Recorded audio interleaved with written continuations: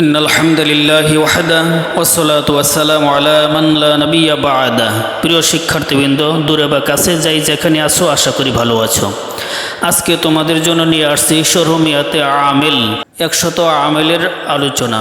শরহমিয়াতে আমেলের প্রথম পর্বে থাকবে আমেলের পরিচিতি, প্রকারভেদ এবং কোন ধরনের আমেল কতটি। চলো আর দেরি নয়, আমরা মূল আলোচনায় চলে যাই। আমাদেরকে প্রথমে জানতে হবে আমেল এর পরিচয়। যা দ্বারা ইসম বা ফেল এর শেষ অক্ষরের অবস্থার পরিবর্তন হয় তাকে আমেল বলে। মামুল এর পরিচয়। যে শব্দের শেষে পরিবর্তন হয় তাকে মামুল বলে।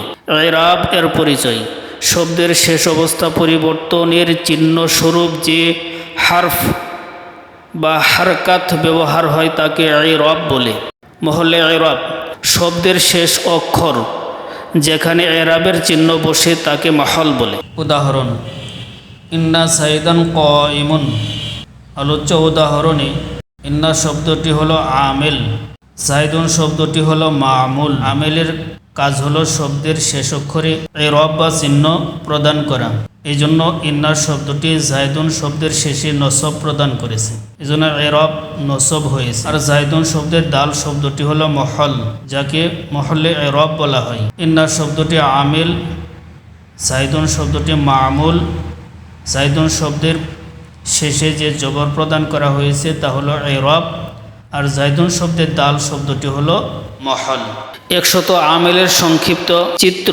আমেল প্রথমত দুই প্রকার: মানবী এবং লফজি। মানবী আমেল দুটি, লফজি আমেল 98টি। লফজি আমেল আবার দুই প্রকার: কিয়াসি এবং সিমাই।